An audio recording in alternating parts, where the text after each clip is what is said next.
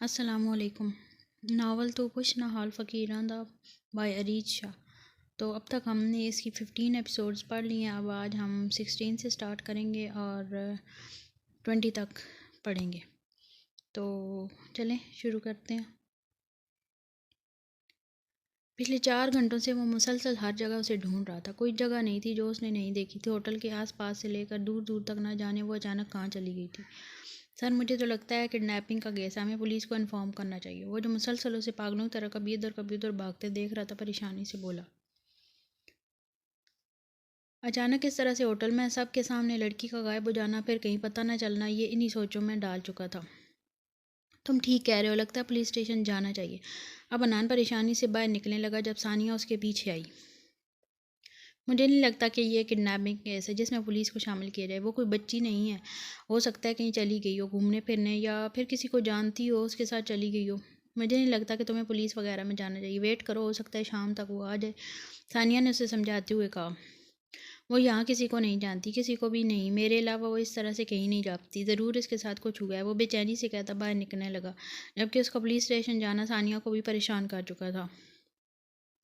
उसने यही सोचा था कि वो मस्ती करेगी, लेकिन ये तो पुलिस केस बनता जा रहा था। अगर ये थाने पहुंच गई तो बाबा इसे कभी बाहर नहीं निकलने देंगे और भाई तो जान से मार देगा। वो परेशानी से सोचते हुए अपने रूम में आई। उसके दिमाग से ये बात मुकम्मल निकल चुकी थी कि न जाने कितने घंटे से वो वहाँ पर बंद है, और ना ही उसे कोई परवाह थी। उसे परवाह थी तो बस इस बात की, किसी को पता चल गया कि उसने फिर से कोई उल्टा सीधा काम किया है तो इसके बाप और भाई इसका घर से निकलना बंद कर देंगे। और अब तो इसकी सारी दोस्त भी वापस जा चुकी थी, क्योंकि शायद वो जानती थी कि ये कोई बड़ा कारनामा सा अंजाम देने जा रही है। मुझे होटल से चले जाना चाहिए, यही बेस्ट ऑप्शन रहेगा, उसने सोचते हुए उठकर अपना सामान पैक करना शुरू किया और होटल से चले जाना ही बेहतर समझा। लेकिन जैसे ही वो सामान लेकर बाहर आई, मैनेजर ने उसे रोक लिया। मैम, आप जानती हैं कि होटल में कितना बड़ा मसला बन चुका है। यहाँ से एक लड़की गायब हो चुकी है, किडनैपिंग केस भी हो सकता है यहाँ, इसलिए पहले कभी नहीं हुआ। अब प्लीज़ आप इस तरह से बाहर ना निकलें कि ये पहले ही एक पुलिस केस बन चुका है। ये जो लड़का है जिसकी बीवी गायब हुई है, बहुत बड़े ख़ानदान से तल्लुक़ रखता है। बेहतर होगा कि जब तक वो लड़की मिल ना जाए तो होटल से कोई बाहर जाए और ना ही बाहर से कोई अंदर आए। अब ये हमारी ज़िम्मेदारी है। वो लड़की हमारे होटल के अंदर से गायब हुई है और इस पुलिस केस में वो सब लोग शामिल हैं जो होटल के अंदर मौजूद हैं। आई एम रियली सॉरी, आपको थोड़ी सी तकलीफ उठाना पड़ेगी, लेकिन हम आपको इस तरह से जाने की इजाज़त नहीं दे सकते, मैनेजर ने कुछ सोचते हुए कहा, और फिर अपने रूम काम में मसरूफ़ हो गए। अब सानिया को कुछ नहीं सोच रहा था, वो यहाँ से निकले तो निकले कैसे, और अगर किसी को ये पता चल गया कि ये सब के पीछे इसका हाथ है तो वो बुरी तरह से फंस जाएगी। सुबह से शाम होने को आई थी, लेकिन अभी तक आशी का कुछ अता पता नहीं था। अनान ने अलग हंगामा मचा रखा था। पुलिस भी हर मुमकिन तरीके से आशी को ढूंढने की कोशिश कर रही थी। हमें होटल की चेकिंग करनी होगी, हो सकता है वो होटल के अंदर ही कहीं हो, पुलिस ने कहा।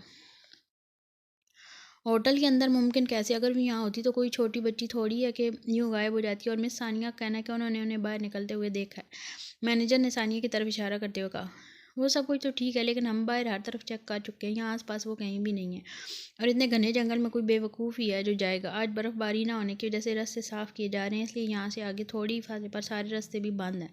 कोई भी इस तरह से आगे नहीं जा सकता, और ना ही दूर दूर तक मिसेस अनान को किसी ने जाते हुए देखा है, इसलिए हमारा शक यही कहता है कि वो यहीं होटल के अंदर है। हमें एक बार पूरा होटल चेक करना होगा, इंस्पेक्टर ने कहा। तो मैनेजर ने भी फ़ौरन ये इजाज़त दे दी थी। वो भी यही चाहता था कि ये मसला जल्दी से जल्दी हल हो जाए, जबकि हर गुजरते लम्हे के साथ सानिया की बेचैनी बढ़ती जा रही थी। होटल बस इतना ही है, इसके अलावा होटल में कुछ नहीं है, सिवाय ऊपर कुछ नए कमरे तामीर किए जा रहे हैं। सर्दी की वजह से काम रोक दिया गया है। अगर आप चाहें तो वहाँ भी देख सकते हैं। आपका स्टाफ कितने बजे तक आता है? इंस्पेक्टर ने सीढ़ियाँ चढ़ते हुए पूछा। सर, हमारे 2 स्टाफ हैं, एक रात की ड्यूटी के लिए, एक सुबह की ड्यूटी के लिए। रात की ड्यूटी स्टाफ 9 बजे तक आ जाते हैं और तकरीबन सुबह 6 बजे के करीब चले जाते हैं। इस दौरान मेहमानों को भी कम ही किसी चीज़ की ज़रूरत पड़ती है, और सुबह के स्टाफ 9 बजे तक आती है। 5 लोग रात की मुलाजमत करते हैं और 5 लोग सुबह की। जबकि ये वाक़या पेश आया तब तक होटल में किसी भी किस्म का स्टाफ मौजूद नहीं था। मैनेजर तफसील बताते हुए इन लोगों के साथ ऊपर की तरफ आया था, जबकि इंस्पेक्टर अब एक एक कमरा खोल कर चेक कर रहा था। जब कांस्टेबल ने इन्हें आवाज़ दी, यहाँ ज़मीन पर एक लड़की पड़ी है। इसके कहने की देर थी कि सारे स्टाफ के साथ अनान दौड़ कर वाशरूम में पहुंचा। यहाँ सामने ज़मीन पर ही वो बेहोश पड़ी थी। वो पिछले 12 घंटे से इस वाशरूम में बंद थी। अनान फ़ौरन इसके पास आया और इसे उठाकर बाहर लाया। आशी, प्लीज़ आंखें खोलो, क्या हो गया तुम्हें? वो इसके हाथ से लाता मुसलसल इसी जगाने की कोशिश कर रहा था, लेकिन जब लेकिन वो बेहोश थी। उसके हाथ और पाँव बर्फ़ बन चुके थे, जबकि इंस्पेक्टर वॉशरूम का कोना कोना चेक कर रहा था। यहाँ आप तो आई नहीं होगी, यकीनन यहाँ कोई लाया होगा। ये किडनैपिंग केस भी हो सकता है और कोई और मकसद भी हो सकता है। इन्हें यहाँ लाने का ये इतनी बेवकूफ़ तो नहीं कि खुद ही यहाँ आ जाए, इंस्पेक्टर ने सोचते हुए कहा। क्यों कोई ऐसी जगह पर आएगा जो अभी ज़ेर तामीर हो। ऊपर की बिल्डिंग शुरू होते ही सबसे पहले वो वॉशरूम से जो मुकम्मल तैयार थे। इंस्पेक्टर ने अंदाज़ा लगा लिया था कि वो किसी की गलत रहनुमाई में यहाँ तक आई है, जबकि इसके फ़ोन को ट्रेस करते हुए यही पता चला था कि आखिर में फ़ोन होटल के अंदर से ही बंद हुआ है और होटल में मौजूद एक लड़की सानिया सलमान इस्लामाबाद के एक बहुत बड़े गुंडे सलमान पाशा की बेटी थी। और होटल के मैनेजर ने यह भी बताया था कि कल उस लड़की के साथ मिसेस खान की लड़ाई भी हुई है। मैनेजर साहब, आपने तो कहा था कि ऊपर कोई नहीं आता, तो ये लड़की यहाँ ऊपर कैसे पहुँची? इंस्पेक्टर ने मैनेजर को आड़े हाथों लिया। सर, मुझे नहीं पता, इस तरफ के रास्ते तो हमेशा बंद रहे हैं, यहाँ कैसे आई हो ये तो मुझे भी समझ नहीं आ रहा।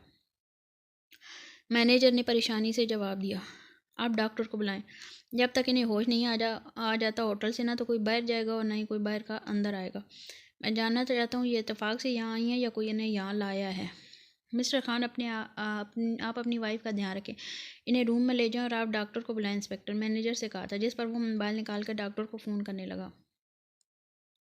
इंस्पेक्टर नीचे आता सीढ़ियों पर खड़ी सानिया के पास 1 मिनट के लिए रुका था। इस केस में कोई भी शामिल हो सकता है, लेकिन जो भी हो बुरी तरह से फंस जाएगा। एक बार मिसेस खान को होश आ जाए तो वो खुद बताएंगी कि इनके साथ ये हरकत किसने की है, और ये हरकत जिसने भी की है उसे सख्त से सख्त सज़ा मिलेगी, चाहे वो किसी की भी बेटी क्यों ना हो। मेरा मतलब कितने भी बड़े घर से इसका ताल्लुक क्यों ना हो। तब तक होटल से बाहर कोई नहीं जा सकता, वो इसे सुनाने वाले अंदाज में कांस्टेबल को बता रहा था। इंस्पेक्टर, बहुत हुआ, मुझे यहाँ से जाना है। मैं आज सुबह ही यहाँ से जाने वाली थी, लेकिन इस सारे केस के सिलसिले में नहीं जा पाई। कोई बात नहीं मिस सानिया, आप कल चले जाइएगा, और वैसे भी मिसेस खान को सुबह तक होश आ जाएगा, हम आपको ज़्यादा तकलीफ़ नहीं देंगे। वो उसे घूरता हुआ बाहर निकल गया, जबकि सानिया को अंदाज़ा हो चुका था कि वो बुरी तरह से फंस चुकी है। डॉक्टर उसे चेक करके जा चुका था। सर्दी में इतनी देर खड़े रहने की वजह से उसका खून जम चुका है, जिसकी वजह से वो बेहोश हो गई। डॉक्टर के जाने के बाद हनान मुसलसल इसके पास बैठा इसके हाथ पैर सहला रहा था। उसने घर में इस बारे में किसी को कुछ नहीं बताया था, लेकिन असल में यह सब कुछ संभालना भी उसके लिए बहुत मुश्किल था।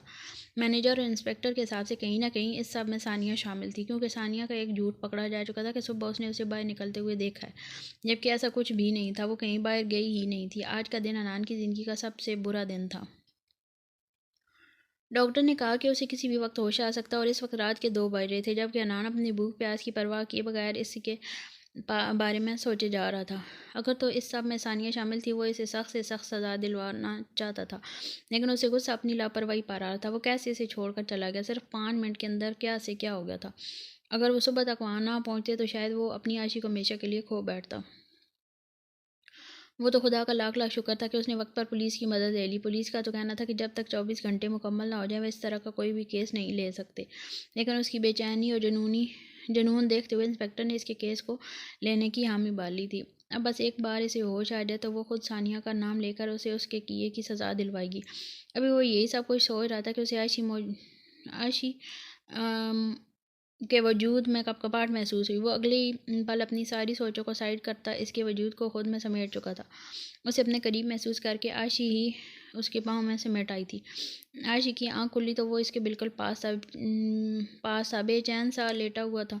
यकीनन वो जाग रहा था। एक पल के लिए तो वो बुला ही चुकी थी कि वो कहाँ थी, लेकिन अब याद आया कि तो आंसू एक बार फिर से इसकी पलकों पे आ गया। उसने क्यों इस लड़की पर एतबार किया? वो कैसे वहाँ बंद करके चली गई? न जाने कितने घंटे वो दरवाजे खटखटाती रही, चिल्ला चिल्लाकर सबको अपनी तरफ मुतवज्जो करने की कोशिश करती रही, लेकिन इत्तेफाक ऐसा था कि सारा दिन इस तरफ कोई गया ही नहीं और वो बुरी तरह से वहीं फंस गई। उसका फ़ोन तक वो लड़की लेकर जा चुकी थी। उसे रह रहकर अपनी बेवकूफ़ी पर गुस्सा आया। वो समझ सकती थी कि ये चंद घंटे अनान पर क्या गुजरी होगी। अनान अपने चेहरे पर नज़रों की तपश को महसूस करके आंखें खोले उसे देखने लगा, जो कब से उसे देख रही थी। आशी मेरी जान, तुम ठीक हो ना? अगले ही पल उठ कर बैठते हुए एक पल फिर से उसका माथा और चेहरा चेक करने लगा। अनानों से मुझे वहाँ ऊपर बंद कर दिया। मैं बहुत डर गई थी, मैं बहुत चिल्लाई थी। मुझे लगा मैं वहीं मर जाऊँगी, कोई नहीं आएगा मुझे बचाने। आशी कहते हुए बुरी तरह से इसकी थी, जबकि वो इसे अपनी बाहों में बेंची अपने सीने से लगा चुका था। सोच जान, मैंने बहुत देर कर दी, लेकिन आई प्रॉमिस आइंदा ऐसी गलती नहीं होगी। मैं तुम्हें एक पल के लिए भी अकेला नहीं छोड़ूंगा। ये सब कुछ मेरी लापरवाही की वजह से हुआ है। वो उसे अपने सीने से लगाए आहिस्ता आहिस्ता बोल रहा था। तो मैं वहाँ सानिया लेकर गई थी ना, वो उसे अपने सीने से लगाया पूछने लगा, जिस पर वो वहाँ में सारे लाती एक बार फिर से इसकी बाहों में सिमट गई थी। सानिया का तो मैं वो हाल करूँगा जो सारी ज़िंदगी याद रखेगी। वो गुस्से से खोलते हुए बोला, नहीं अनान, हम कुछ नहीं करेंगे, हम वापस अपने घर चलते हैं, मैं यहाँ नहीं रुकना चाहती। आप वैसे देखते हुए कहने लगी, नहीं आयशी, हम किसी की बेवकूफ़ी की वजह से अपनी खुशियों को कुर्बान करें? ऐसी लड़की को इसके लिए सज़ा मिलनी चाहिए। और हम यहाँ 1 हफ़्ते के लिए आए थे, तो 1 हफ़्ते के बाद ही वापस जाएंगे, लेकिन वो लड़की यहाँ से सीधा जेल जाएगी। अगर हम थोड़ी और लेट पहुँचे तो जानती हो वहाँ क्या होता। मैं इस पर अपनी बीवी के मारने की प्लानिंग का केस करूँगा। कुछ भी हो सकता था। तो मैं वहाँ और इस लड़की के लिए ये सब कुछ एक मजाक है, ज़िंदगी मजाक है उसके लिए। उसे इसकी सज़ा ज़रूर मिलेगी। ये लोग तो जानते भी नहीं हैं कि अपनी चंद सेकंड की खुशी के लिए ये किसी दूसरे की सारी ज़िंदगी बर्बाद कर देते हैं। आशी के इतने देर समझाने के बाद भी कोई फ़ायदा नहीं हुआ था। वो अपनी बात पर कायम था कि वह सानिया को इसके किए की सज़ा ज़रूर दिलवाएगा, और इसकी ज़िद पर वो भी खामोश हो गया, क्योंकि वो अनान को गुस्सा दिला रही थी। छोड़ो मुझे, मैंने कुछ नहीं किया, वो लड़की झूठ बोल रही है। सानिया मुसलसल लेडी कांस्टेबल का शिकंजा तोड़ते हुए बोली, लेकिन लेडी कांस्टेबल के एक थप्पड़ ने उसका मुंह बंद कर दिया था।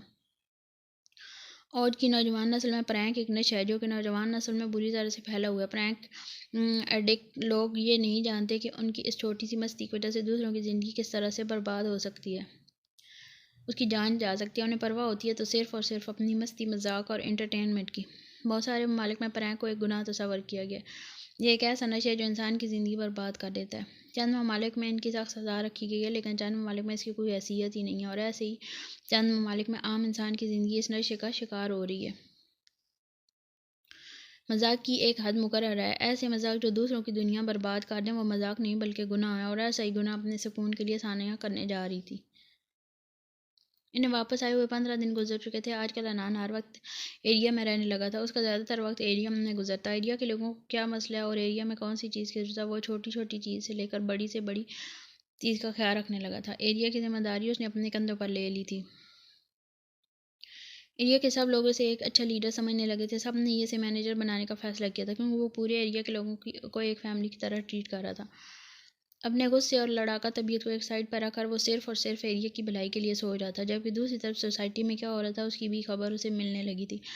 मुदस्सर गुंडों का सहारा लेकर एरिया के लोगों को डरा धमका कर वोट हासिल कर रहा था। एरिया के 2-3 लोगों ने बाहर के लोगों का एरिया में आकर गुंडागर्दी करने की शिकायत भी की थी, लेकिन मुदस्सर का यही कहना था कि वो सब इसके दोस्त हैं और इसके एरिया में आ सकते हैं। और इसी बात पर सोसाइटी के हेड खामोश हो जाती, क्योंकि किसी की फैमिली मैटर में इंटरफेयर करने की इन्हें कोई इजाज़त नहीं थी। सोसाइटी की भलाई के बारे में सोचना इनका काम था, लेकिन सच्चाई यही थी कि किसी घर में क्या चल रहा है इन सब का इससे कोई लेना देना नहीं था। लेकिन एक दिन सोसाइटी के लोगों को शिकायत करना उन्हें एक्शन लेने पर मजबूर कर दिया। उन्होंने मुदस्सर को बुलाकर समझाने की कोशिश की कि एरिया में गुंडागर्दी करना बंद करो, तो वो हेड को नज़रअंदाज करके अपने ही एरिया के लोगों को डराने धमकाने लगा, जिसका ये असर हुआ कि इसके एरिया के लोग इससे दब कर रहने लगे थे। अब ना तो हेड तक कोई शिकायत आ रही थी और ना ही मुदस्सर को परेशानी का सामना करना पड़ा था। लेकिन एरिया में क्या हो रहा था इससे कोई भी बेखबर नहीं था। लेकिन हनान चाह कर भी इसके लिए कुछ नहीं कर सकता था। वो मुदस्सर का एरिया था, वहाँ के सारे लोग मुदस्सर का साथ दे रहे थे। वोटिंग में भी ज़्यादातर नाम मुदस्सर का ही आ रहा था। इस तरफ के एरिया से किसी ने भी हनान को वोट नहीं दिया था। अगर अनान वोटिंग में जीत जाता तभी उसे पूरी सोसाइटी की जिम्मेदारी मिलेगी और वो दूसरा एरिया भी इसके अंदर आ सकता था। लेकिन अगर वोटिंग में वो नहीं जीत सका तो मुदस्सर पूरी सोसाइटी पर हावी हो जाएगा, और मुदस्सर और उसका बाप सिर्फ और सिर्फ पैसों के लिए एरिया का हेड बनना चाहता था। ये तो पूरी सोसाइटी अच्छे तरीके से जानती थी, लेकिन इसके बावजूद भी इसके डर से खामोश थे। और इस सब की वजह वो गुंडा था, जिसका ताल्लुक किसी बहुत बड़े गुंडे से था। शायद किसी बहुत बड़े गुंडे का भाई था या बेटा था, जो भी था, लेकिन एरिया के लिए काफ़ी ख़तरनाक साबित हो रहा था। वो अपने लोगों की मदद से मुदस्सर को हर मुमकिन तरीके से सपोर्ट दे रहा था, जिसके बदले में मुदस्सर इसके नशे की ज़रूरत को पूरे करता था। इस तरफ के एरिया के लोगों ने मुदस्सर के बाप को बहुत समझाने की कोशिश की कि आपका बेटा गलत लोगों का साथ दे रहा है और गलत लोगों को गलत तरीके से सोसाइटी में लाकर सोसाइटी को भी ख़राब कर चुका है। लेकिन इसके बाप ने बस एक ही कहा था कि बेहतर है कि वो लोग अपने काम से काम रखें। उनका बेटा हर वो काम करेगा जो एरिया के लिए अपने अच्छे मैनेजर को करना चाहिए। इसलिए बेहतर होगा कि इस तरफ का कोई भी इंसान मुदस्सर के काम में खलल अंदाजी ना दे। लेकिन उनको समझ नहीं आ रहा था कि एरिया के लोग अपने हक में आवाज़ क्यों नहीं उठा रहे, क्यों मुदस्सर के बेजा बेजा धौंस और दबाव को बर्दाश्त कर रहे हैं, क्योंकि वो किसी गैर के डर में आकर अपना हक नहीं ले रहे। एरिया के लोगों ने मुदस्सर और उसके दोस्त के गुंडों को खुद ही अपने ऊपर हावी कर लिया था। उनका डर इतने बुरे तरीके से इन लोगों के दिलों में बैठा जा रहा था, अनान चाह कर भी कुछ नहीं कर पा रहा था। सारा दिन सोसाइटी में रहकर वो काफ़ी थका हारा आया था। घर आया तो अम्मी रोज़ की तरह आज भी खाने पर इसका इंतज़ार कर रही थी। अम्मी बोला था ना, मैं खाना खा लूँगा, आप फिर भी इंतज़ार करती हैं। वो इनका माथा चूमते हुए इनके पास ही बैठ गया। हाँ, पता है कि तुम खाना खा के आओगे। मैं तो बस तुम्हें देखने के लिए तुम्हारा इंतज़ार कर रही थी। कितने दिन हो गए ना तुम्हें इन कामों में बिज़ी हुए, वक्त ही नहीं मिलता। सारा दिन तुम्हारा चेहरा तक नहीं देख पाती। इनके लहजे में मोहब्बत ही मोहब्बत थी। बस कुछ दिन और प्यारी अम्मीजान, फिर देखिएगा आपका बेटा सोसाइटी का मैनेजर बन जाएगा और लोगों को हकीकत का आईना दिखाएगा। सोसाइटी के लोगों का गलत इस्तेमाल भी नहीं होने दूंगा। मुदस्सर और उसके बाप को लगता है कि सोसाइटी का मैनेजर बनकर वो सोसाइटी को लूट लेंगे, तो ऐसा मैं होने नहीं दूंगा। मेरे एरिया के तकरीबन सभी लोग मुझे ही वोट करेंगे और इसके लोगों को इसने इस तरह से डराया हुआ है कि मेरा नहीं ख्याल कि उससे कोई भी वोट नहीं मिलेगा। लेकिन मैनेजमेंट में अगर कोई मुझे वोट करें तो हो सकता है मेरे जीतने के चांसेस बन जाएंगे। और आप इतनी देर यूँ सर्दी में बैठकर मेरा इंतज़ार ना किया करें। आप तो जानती हैं ना कि रात का खाना मैं सोसाइटी के लोगों के साथ खाता हूँ, तो मेरे खाने पीने की फ़िक्र छोड़ें और अपनी कुछ ज़िम्मेदारी अपनी बहू बेगम पर भी डाल ही दें। मजाल है जो आपकी तरह इंतज़ार करती हूँ कभी मिले वो शिकायत करते हुए इंतज़ार करते हुए कभी मिले वो शिकायत करते हुए बोला तो हमने मुस्कुरा दी। आप अपनी लाडली बहू के ख़िलाफ़ तो सुन नहीं सकती थी, इसलिए तो फ़ौरन बोली, ऐसे मत कहो। वो रात देर तक तुम्हारा इंतज़ार करती है यहाँ बैठ कर। जब तुम नहीं आते तो कभी उधर घूमती रहती है और फिर थक हार कर सो जाती है। पिछले तो हफ्ते तुमने उससे वादा किया था कि सोसाइटी के कामों को थोड़ा साइड करके तुमसे उसके घर लेकर जाओगे, जिसे तुमने अभी तक पूरा नहीं किया। आज दोपहर को मुझसे तुम्हारी शिकायत कर रही थी। मैंने भी कह दिया बेटा नाराज़ हो जाओ इससे, और वो इसके ही सामने इसकी बुराई करते हुए बोली तो वो मुस्कुराए बिना ना रह सका। लेकिन मेरी मासूम बहू ने कहा कि मैं क्या करूँ, आपका बेटा तो घर आता है नहीं तो किसी से नाराज़ हूँ। भला कोई करता है अपनी नई नवेली बीवी के साथ ऐसा? 15 दिन हो चुके हैं तुम्हें हनीमून से वापस आए हुए, लेकिन मजाल है जो तुमने एक बार भी इससे उसकी अम्मी के घर जाने दिया। खुद नहीं जा सकती तो कम अज़ कम उसे तो जाने दो। खुद नहीं जा सकते तो कम अज़ कम उसे तो जाने दो। 2-3 दिन गुजार आएगी जब तक तुम्हारे ये सारे काम करते हैं। अम्मी ने समझाते हुए कहा। नहीं अम्मी नहीं, वो चली जाएगी तो मैं कैसे रहूँगा। मैं अपनी बीवी को कहीं अकेले नहीं जाने दूँगा। सोसाइटी का काम ख़त्म हो तो खुद ही ले जाऊँगा उसे, उसके सारे गिले शिकवे भी धो डालूँगा। और अब तो उस नई नवेली बीवी ना कहा करें, कुछ दिन में महीना हो जाएगा हमारी शादी को। अब ज़रा एक्शन में आ जाए, सस बहू वाले ड्रामे शुरू करें। जब मैं शाम को घर वापस आऊँ तो मुझे दोनों शिकायतें लगाते हुए मिले। ये दोस्ती मुझसे हज़म नहीं हो रही। वह इनका माथा चूमते हुए अपने कमरे की तरफ आया, जबकि उसकी बात पर अम्मी मुस्कुराए बिना ना रह सकी। हनान ने कमरे में कदम रखा तो वो सो रही थी। वो मुस्कुराते हुए इसकी जानिब बढ़ रहा था और झुककर नम्मी से इसके माथे को छूते हुए पीछे हटा, लेकिन सामने वाले को तो ज़रा असर नहीं हुआ और यही बात हनान को बुरी लगी थी। वो इसके लम्ब से अनजान होकर कैसे सो सकती थी। हनान तो इसकी नस नस में उतर जाना चाहता था। वो इसके सोए हुए वजूद को देख कर बेखुद सा होकर इसकी चेहरा को अपने लबों से छूने लगा, लेकिन सामने वाला वजूद तो जैसे घोड़े गद्दे बेच कर सोया हुआ था, जिस पर उसके लम्स का कोई असर ही ना हुआ। फिर क्या था? हरा अनान को मजीद गुस्सा आने लगा और वो इसकी गर्दन पर जा अपने लबों से जम डालने लगा। फिर सर उठाकर देखा तो वो आंखें बंद किए तेज तेज सांसें ले रही थी। मतलब कि असर तो हुआ था, लेकिन मैडम के जागने का कोई इरादा नहीं था। आसान के अल्फाज में वो अपनी नाराज़गी का इजहार कर रही थी। अनान दोबारा उसे घर ले जाने का वादा किया और दोनों बार नहीं ले जा पाया, और इसके इजहार पर मौत मुझसे बिल्कुल मुंह नहीं लगा रही थी और जागते हुए सोने का भरपूर ड्रामा कर रही थी। आशु सॉरी यार, बस कुछ दिन इंतज़ार करो, मैं तुम्हारे घर ले जाऊँगा। वो सुलह का झंडा लहराते हुए बोला, लेकिन सामने वाले पर कोई असर नहीं हुआ। मतलब कि वो मज़ीद नाराज़ रहने का इरादा रखती थी। क्या यार आशु, तुम तो पक्की वाली नाराज़ हो गई हो। अब मैं तुम्हें मनाऊँगा कैसे? वो मुस्कुराते हुए उसको छूने लगा और उसके लब जा बजा उसके एक एक नकूश को बड़ी अकीदत से चूम रहे थे, जिस पर आशु का चेहरा खून छलकने लगा और हनान की शरारतें मज़ीद बढ़ने लगी। अब तुम मान रही हो या फिर मैं ज़्यादा फ्री हो जाऊँ? उसने मुस्कुराते हुए उसके कानों में सरगोशी की थी। मतलब साफ था, अगर अपना भला चाहती हो तो नाराज़गी ख़त्म कर दो। वाह हनान, क्या बात है आपकी सब्र की, तो थोड़ा सा मना नहीं सकते। मुझे बस यही सारी हरकतें करनी आती हैं। जब बीवी नाराज़ होती है तो उसे किस तरह से बनाया जाता है इतना तक नहीं पता आपको। हर चीज़ में मतलब पूरा करना होता है, बस बहुत तेज़ बहुत तेज़ हैं, कहती है, अपनी ज़बान को दांतों में दबा गई। जबकि उसके के बात पर कह लगा कर हंसा, मतलब कि आसान अल्फाज है, तो मुझे मतलब ही कह रही हो। अब वो इस पर रोब जमा रहा था। मेरा कोई ऐसा मतलब नहीं था, नान छोड़ दे मुझे। मैं इसकी नज़रों से बचते हुए बोली, मतलब साफ था, उसे मतलब ही बोल दिया, वो अपना मतलब पूरा करके ही पीछे हटेगा। अरे ऐसे कैसे छोड़ दूँ, अब तुमने मुझे मतलब ही कह दिया है तो फिर मुझे मेरा मतलब पूरा करने दो।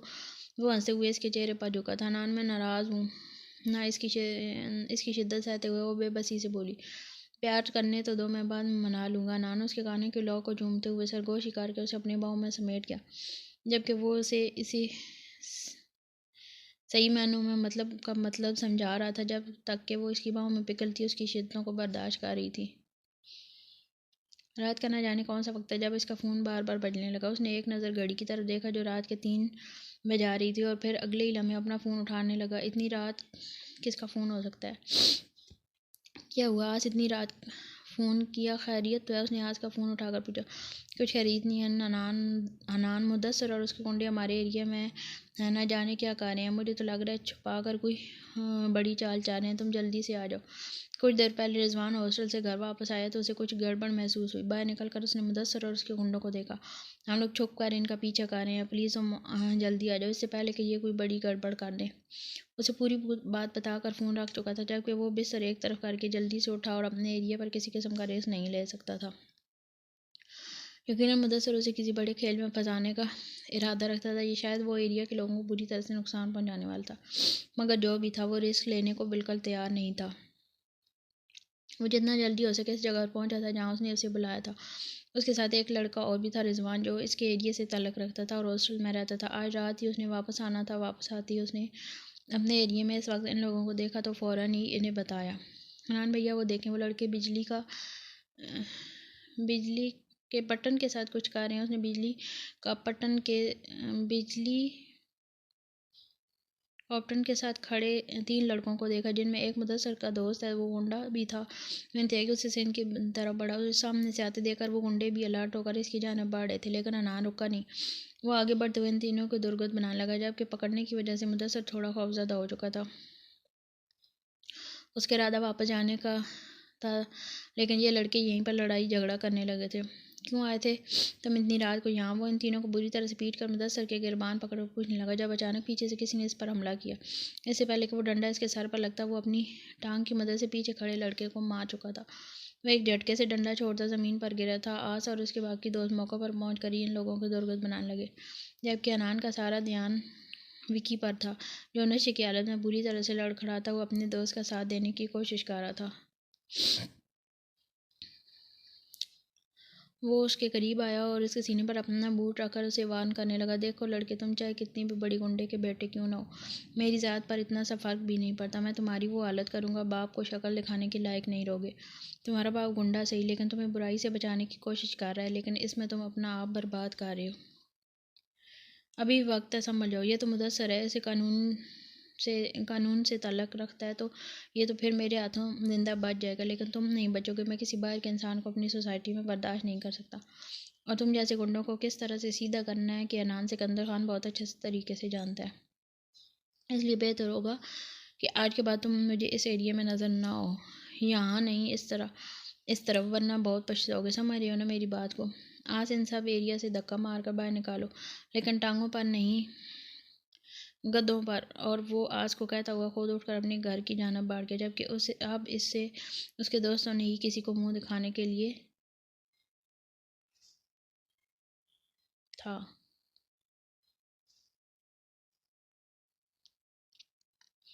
अनान बहुत मसरूफ़ था। वोटिंग शुरू हो चुकी थी। अनान का सारा एरिया इसी को वोट देगा, इसे यकीन था, लेकिन मसला ये था कि अनान के एरिया के लोग कम पड़ चुके थे। यकीनन मुदस्सर ने ही जीतना था। अनान बहुत कोशिश के बावजूद भी यहाँ आकर बिल्कुल बेबस हो चुका था। वोटिंग ख़त्म हुई तो रिजल्ट का इंतजार न लगा। मुदस्सर बड़ी शान बेनियाजी सामने की कुर्सी पर बैठकर उसे देख रहा था, जैसे कह रहा हो हार मुबारक हो, जबकि अनान खामोशी से आने वाले वक्त के बारे में सोच रहा था कि अगर मुदस्सर जीत गया तो इसका एरिया और ये सोसाइटी बुरी तरह से तबाह हो जाएंगी, और ये बात पूरी सोसाइटी बहुत अच्छे से जानती थी। सोसाइटी की मैनेजमेंट इस वक्त स्टेज पर खड़ी फैसला सुनाने लगी थी। यहाँ से चले जाओ, हनान हो सकता है हार बर्दाश्त ना कर पाओ तुम। वो इसके करीब खड़ा कहने लगा। हनान एक तल से मुस्कुरा कर सोसाइटी को देखने लगा। फैसला सुने बगैर भागने वाले वक्त से पहले हार जाते हैं मुदस्सर, और मैं इस तरह हार कर नहीं जाऊंगा। और एक और फैसला सुने बगैर अपनी जीत का फैसला करने वाला भी खिलाड़ी नहीं होता। वो इसे जवाब देता मैनेजमेंट के फैसले का इंतज़ार करने लगा। दोनों ही पार्टियों ने बहुत अच्छे से काम किया जो सोसाइटी की बेहतरी के लिए किए जा सकते हैं। इंसाफ में दोनों ने अपना अपना किरदार निभाया, लेकिन जीत तो किसी एक की हो सकती है, और जीत इसी की होगी जिसकी वोटिंग ज़्यादा है, जिसके लिए लोग ज़्यादा चाहते हैं कि वो सोसाइटी का मैनेजर बनकर इस सोसाइटी को हैंडल करे।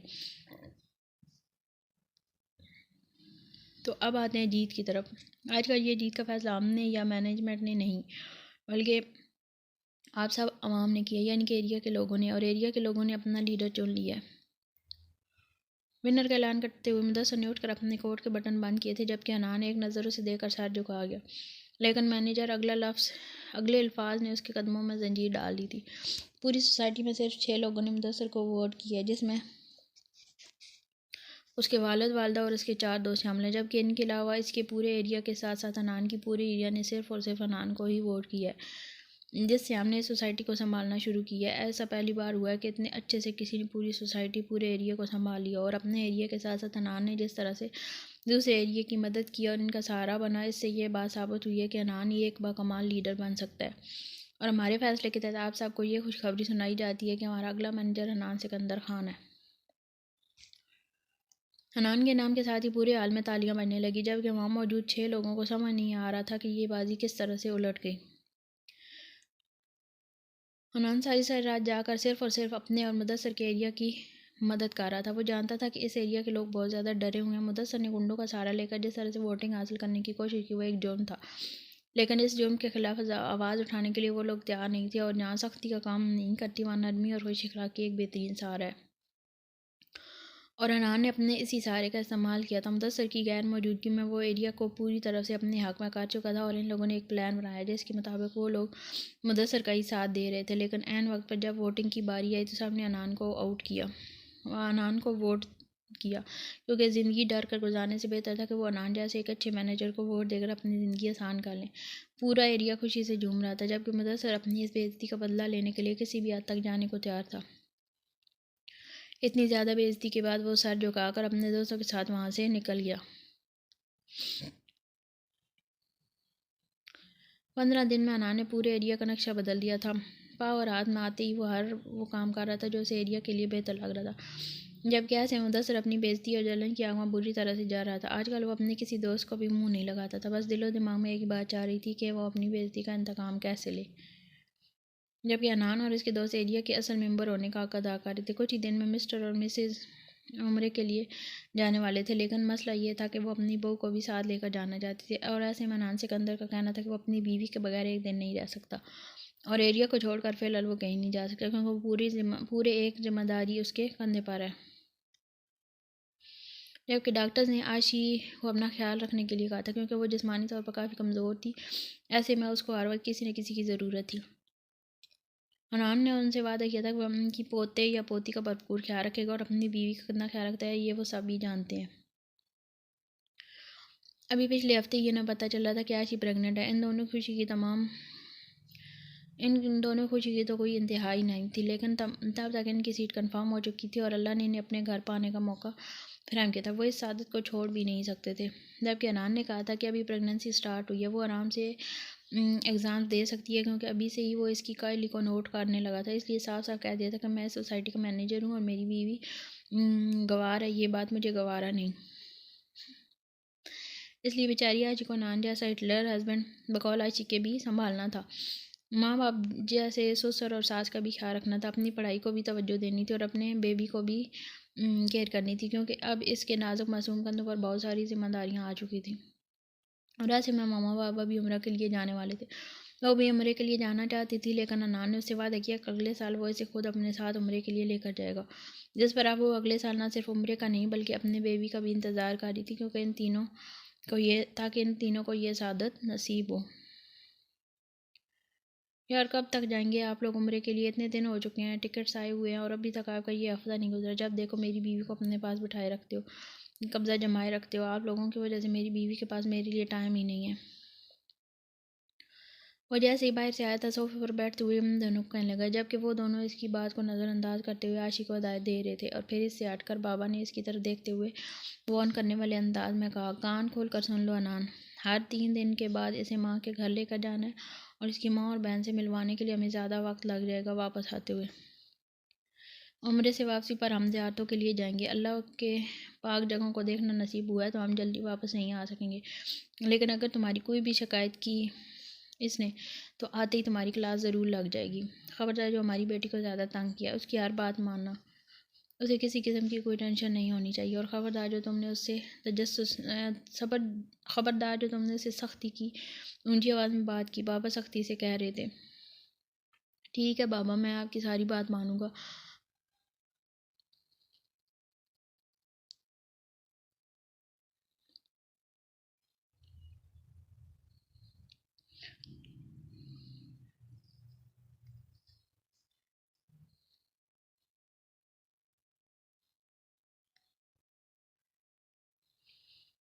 ठीक है बाबा, मैं आपकी सारी बात मानूंगा, लेकिन अब जिस तरह से आप मुझे डांटते हैं, ज़रा सा डांटे इसे भी। कहें कि अपने हस्बैंड का ख्याल रखे, उसकी सारी बातें माने और फजूल में बेकार जिद करके उससे गुस्सा न लाए और काली और सुस्ती छोड़ दे। अब वो इन दोनों को देखते हुए आशी के लिए हिदायत बता रहा था। हमारी बहू परफेक्ट है, ऐसे कुछ भी बताने की ज़रूरत नहीं है बेटा जी। तुम्हें बिगड़े हुए हो, बेहतर होगा कि अपनी रूटीन पर गौर करो। ठीक है, तुम एरिया के मैनेजर हो, लेकिन वहाँ से ज़्यादा घर का ख्याल रखना है तुम्हें। बाबा इसकी बात को नज़रअंदाज करते हुए बोले, जिस पर वो मुंह बसूर कर बैठ गया।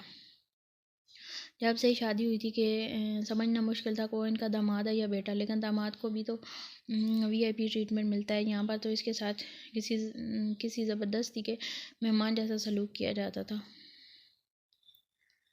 रात को कमरे में आया तो वो आईने के सामने खड़ी अपने आप को हर तरफ से देख रही थी। उसके कमरे में आते ही उसका पहला सवाल रोज़ वाला सवाल था, नान क्या मैं मोटी लग रही हूँ? अनान मुस्कुराते हुए उसके पीछे आया और उसे अपने बाहों के आसार में लिया। अभी तो नहीं, लेकिन 4 से 5 महीनों में तुम गोल मटोल हो जाओगी और फिर तुम और भी ज़्यादा प्यारी लगोगी।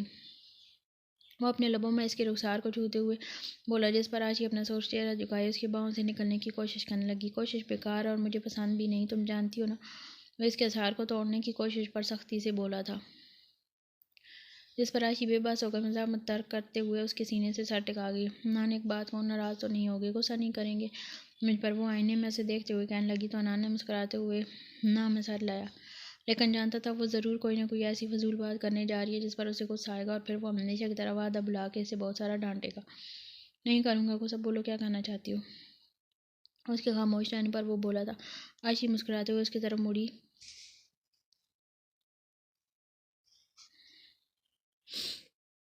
नहीं करूँगा गुस्सा, बोलो क्या कहना चाहती हो? कि खामोश रहने पर वो बोला था। आशी मुस्कुराते हुए उसकी तरफ मुड़ी, जिस पर वो इसके कमर में हाथ डालकर उसे अपने साथ लगा चुका था। अनान, अगर मुझे कुछ हो गया तो आप दूसरी शादी कर लेना। ना जाने उसके दिमाग में क्या समाई थी कि वो कहने लगी, अनान मैं चाहती हूँ कि मेरे जाने के बाद आप खुश रहें। मैं खुद आपको इस बात की इजाज़त दे रही हूँ।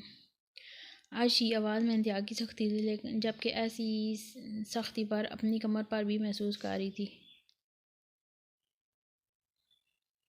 कितनी बार मना किया फजूल बातें करने से, लेकिन तुम समझ में नहीं आती मेरी बात। तुम नरमी के लायक ही नहीं हो। तुम चाहती हो कि मैं तुम्हें हर वक्त डांटता रहूँ। अच्छे खासे मूड का बेड़ा गर्क कर दिया। वैसे दूर हटते हुए गुस्से से बोला, अनान प्लीज़ नाराज़ ना हो, मैं तो बस ऐसे ही बात कर रही थी। आशी ने मनाने की कोशिश की, जिस पर अनान इसके हाथ पर झटका इसका हाथ झटका जिस पर अनान ने इसका हाथ झटका और कमरे से बाहर निकल गया। यकीनन आप बाहर सोफे पर बैठकर सिगरेट का धुआं उड़ा रहा होगा। न जाने आज ही हुआ क्या था। अब तो वो अक्सर ही ऐसी बातें करने लगी थी जिससे अनान का मूड ख़राब हो जाता था। वो तो उसके बगैर सांस लेने के बारे में नहीं सोचता था और वो कैसे दायमी जुदाई की बातें कर लेती थी। उफ, क्या हो जाता है मुझे कभी कभार अनान, नाराज़ होकर या मुझे मनाना होगा, क्यों करती हूँ मैं ऐसी फजूल बातें? वो खुद को डांटते हुए कमरे के दरवाजे पर आ रुकी, जहाँ से बाहर थोड़ी ही फासले पर अनान सोफे पर बैठा सिगरेट पी रहा था। मेरा बेबी नाराज़ हो गया मुझसे, मेरा बाबू बात भी नहीं करेगा। वो कमरे के दरवाजे से ज़रा सा चेहरा बाहर निकाल कर बोलती और फिर चुप छुप जाती, जबकि उसके अंदाज पर नान अपनी मुस्कुराहट दबाए उसे मज़ीद तंग करते हुए सोफे पर ही लेट गया। या अल्लाह, नान आप यहाँ क्यों सो रहे हैं? उठे कमरे में चलें, यहाँ क्यों लेट गए हैं? क्या सोचेंगे मामा बाबा के मैंने आपको कमरे से निकाल दिया? मैं इतनी भी जालिम नहीं हूँ। वो इसका हाथ पकड़ते हुए कहने लगी। तुम बहुत ज़ालिम हो आशी, बहुत बहुत ज़ालिम, मेरी सोच से भी ज़्यादा ज़ालिम। ये जो तुम्हारे मासूम चेहरा है ना, इसके पीछे एक बहुत सफाक और ज़ालिम इंसान छुपा है, जो कभी भी किसी का दिल पूरी तरह से दुखा सकता है। और वो इसका हाथ अपने हाथ में लेते हुए सीरियस बात इसमें बो रहा था। सॉरी अनान, मेरा इरादा आपको हर्ट करने का नहीं था। मैं सिर्फ एक बात कह रही थी कि मौत सबको आनी है, आज नहीं तो कल सही ज़रूर नहीं कि हम सारी ज़िंदगी एक दूसरे के साथ रहेंगे। मैं तो बस कह रही थी कि अगर मैं ना रही तो खुदा के लिए अपनी ज़िंदगी को रोक मत दीजिएगा। मैं इसका चेहरा देखते हुए इससे कहने लगी, जबकि अनान को इसकी बातों पर मज़ीद गुस्सा आने लगा, जिस पर उसका हाथ झटक करवट लेकर सोफे की तरफ हो गया। अनान मेरी तरफ देखें, बात सुनिए, मेरी जानते हैं जब से हमारी शादी हुई है ना, कोई एक दिन ऐसा नहीं गुजरा कि मुझे ये महसूस हुआ कि आपकी मोहब्बत में मेरे लिए कमी आ रही है। दिन ब दिन की मोहब्बत बढ़ती चली जा रही है और मुझे आपकी बढ़ती हुई मोहब्बत से खौफ आ रहा है।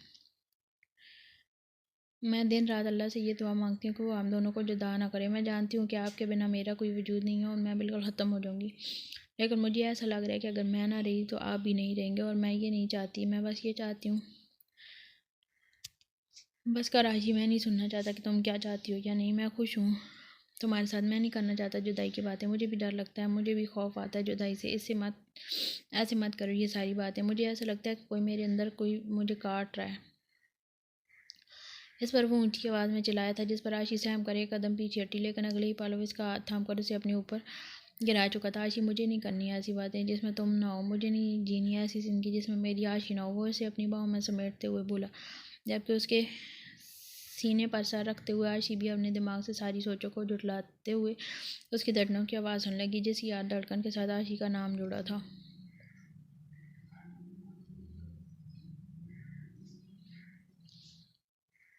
2 माह बाद। मुदस्सिर, रहम करो मुझ पर खुदा के लिए, बस थोड़ा सा दे दो। वो इसके सामने हाथ जोड़ते हुए बोल रहा था। देखो विकी, तुम ऑलरेडी बहुत ज़्यादा ले चुके, इससे ज़्यादा लोगे तो मर जाओगे, और वैसे भी तो मुझे पैसे तो देते नहीं हो, और तुम्हारे होने का कोई फ़ायदा तो है नहीं। मुझे खुदा के लिए मेरी जान छोड़ो, तुमसे तो ना हो सके मुझे इस सोसाइटी का मैनेजर बना दो। वैसे तो गुंडे बने रहते हो, और हो क्या, कुछ भी नहीं, कोई औकात नहीं है तुम्हारी अपने बाप की गुंडागर्दी पर अकड़ दिखाने वाले। तुम्हारी औकात क्या है? ज़िंदगी की सबसे बड़ी गलती की मैंने तुम्हें अपने साथ रखा है, तुम्हारी वजह से मैं मैनेजर नहीं बना, ठीक है? डरा तक नहीं सकते तुम सोसाइटी वालों को, और तुम्हें मुझसे ड्रग्स चाहिए, वो भी फ्री का। तुम्हारे बाप का है क्या? वो विकी को धक्का देते हुए बोला। वैसे भी अब तो उसे इससे कोई ख़ास मतलब नहीं था, जिससे की वजह से वो उसे दोस्ती बना कर रखता। ये तो मुदस्सिर भी समझ चुका था कि विक्की के होने की वजह से कोई ख़ास फ़र्क नहीं पड़ता, और जब तुम्हें मुझसे फ़ायदा हो रहा था, मेरी वजह से तुम सबको डराने में कामयाब हो रहे थे, तब तो मैं तुम्हारा दोस्त था, तुम्हारा यार था, तुम्हारा सब कुछ था, और अब तुम्हें लग रहा है कि तुम मैनेजर नहीं बन सकते हैं। पूरी सोसाइटी तुम्हारे हाथ से निकल चुकी है, तो मेरे साथ इस तरह से कर रहे हो क्योंकि जबकि तुमने मुझसे वादा किया था कि मैं जब कहूँगा तब तुम मेरी ज़रूरत पूरी करोगे, और औकात की बात क्या कर रहे हो? मैं आज भी चाहूँ तो तुम्हें एक ही इशारे पर दुनिया से गायब कर सकता हूँ। अब वो इसे धमकी दे रहा था। तू मुझे गायब करे कि दुनिया से तू मुझे गायब करेगा दुनिया से? औकात है तेरी क्या? हो सकता है अपने बाप के नाम के बगैर सांस तक नहीं ले सकता। ये मुल्क, ये पूरा शहर सिर्फ और सिर्फ तो इसे इसलिए डरते हैं क्योंकि सलमान पाशा का बेटा है, तो वरना कोई पूछता तक नहीं, और इस पर रोज़ जमा रहा है इतना। नहीं डरता मैं तुझसे। औकात क्या है तेरी? लूज़र है तो नामर्द कहेगा, साला नामर्द। मुझसे आकर मुकाबला करता, दफ़ा हो यहाँ से, कुछ नहीं मिलेगा तुझे आज के बाद। मेरी सोसाइटी में कदम तक नहीं रखना साले। मुदस्सिर ने नशे में उसे धक्का दिया था, ये जाने बगैर कि विक्की नशे में लड़खड़ाते हुए किस जानब गिरा। एहसास तो तब हुआ जब इसके दोस्तों ने चिल्लाते हुए विक्की का नाम लिया। मुदस्सिर ने पीछे मुड़कर देखा तो वो पीछे रखे शीशे पर गिरा बुरी तरह से तड़प रहा था। मुदस्सिर के हाथ पैर बुरी तरह से फूल गए, और यही हाल बाकी उसके दोस्तों का भी था। एक दोस्त ने हिम्मत करके उसकी तरफ बढ़ने की कोशिश की, लेकिन वो पहले ही मर चुका था। उसने मुदस्सिर को बुरी खबर सुनाई। मुदस्सिर अपने आप को लेकर बहुत घबरा गया, क्योंकि उससे ज़िंदगी में पहली बार इतना बड़ा गुनाह हुआ था। वो किसी का कातिल बन चुका था। अब तो सलमान पाशा ने उसकी जान ले लेनी थी। सलमान पाशा अपने बच्चों को गलत काम से रोकने की भरपूर कोशिश करता रहा। जहाँ बेटी की आज़ाद ख्याली ने आ गिरा, वहीं बेटे को नशे ने पूरी तरह से अपनी लपेट में ले लिया था, और उसकी वजह से आज वो मौत के मुंह में जा चुका था। सलमान पाशा को अपने ही गुनाहों की बहुत बड़ी सज़ा मिली थी। जहाँ वो पूरे शहर पर गुंडागर्दी से हुकूमत किए हुए था, वहीं अपने बच्चों में उसकी जान थी। जान के लिए वो कुछ भी करने को तैयार था, और अब जब उसे ये पता चला कि उसका बेटा नशे की हालत में मुदस्सिर नामी आदमी से मारा गया, तो मुदस्सिर की मौत तो आनी ही थी। तुम सच कह रहे हो ना आरफ, किसी को पता तो नहीं चलेगा कि ये मेरे हाथों से मरा है? मुदस्सर ने घबराते हुए पूछा। तुम घबराओ नहीं मुदस्सर, इस तरह से डरते रहोगे तो यकीन हम सब लोग फंस जाएंगे। देखो, हम इसकी लाश को अनान के एरिया में फेंक आएंगे, मैनेजर वो है, सब कुछ उसी ने ही संभालना है। अब इस पर इल्ज़ाम लगता है तो इसमें हम लोग क्या कर सकते हैं? और वैसे भी तो अनान ने कहा था कि अगर इसने उसके एरिया में पाँव रखा तो वो इसे जान से मार देगा। अरे पर शक भी नहीं जाएगा तो हम तो कहेंगे कि हम तो इससे मिले ही नहीं कल, और इसकी लाश को इसके एरिया में फेंक आते हैं। वो जाने और सलमान पाशा जाने, हमारा नाम भी कहीं नहीं है। अगर हम तो वैसे भी इसके दोस्त हैं, हम पर कोई शक नहीं करेगा। आरिफ ने समझाते हुए कहा। अंदर से सभी डरे हुए थे। ये कोई मामूली बात तो ना थी कि शहर के सबसे बड़े गुंडे के बेटे का कत्ल होना। अब तो क़यामत ज़रूर आएगी। सलमान पाशा इस तरह से खामोश तो हरगिज़ नहीं बैठेगा।